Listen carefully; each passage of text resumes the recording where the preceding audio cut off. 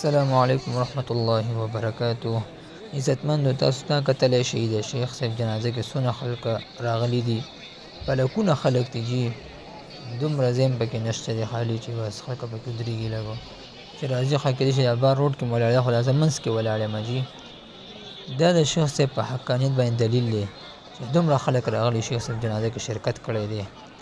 الله پاک دې شیخ صاحب ته په جنت الفردوس کې اعلی مقام ورته نصیب کړي.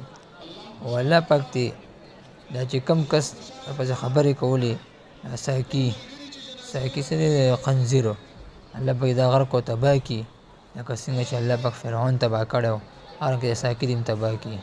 لکه چې زموږ علماو پسې بد رس څوک وایي الله پاک دې د دنیا نه خارج کړي دنیا نه دې لرې کړي پوه شوې جي. لکه ټول فساد دی بیا الله پاک دې زموږ د شیخ صاحب له درجت بلند کړي او په جنت الفردوس کې اعلی مقام نصیب کړي ورته.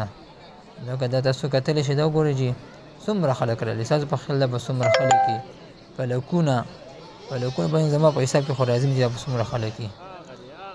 الله یې دا جنازه د خلکو قبول او منظور کړي شیخ صاحب په حق کې الله دې وبخي. شیخ صاحب جنازه راغله تاسو کتلی شئ تاسو مخامخ وګورئ سپین دې کې شیخ صاحب پروت دی په تابوت کې تاسو دا کتلی شئ جي. وګورئ په کوم ځای کې او کوم ځای کې د خلک ولاړ دي دا اوس وګورئ جي. دا شیخ صاحب حقانیت دی جي دومره خلک به چا په جنازه کې به وي الله پاک دې شیخ صاحب ډېر مړه زه بس څه ویم تاسو ته ښه پته ده د شیخ صاحب زندګۍ د پته ده یاره بس ډېر پې خفه یو جي.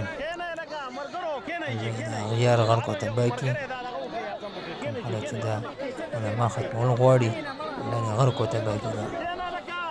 الله پاک دې علما محفوظ ساتي دې د هر مسلمان حفاظت وکړي.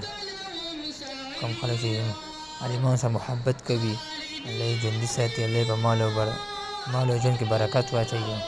او کوم خلک چې وایي څوک چې د علماو بد غواړي الله دې هغه غرق او تباه کړي. لکه تاسو وګورئ جي.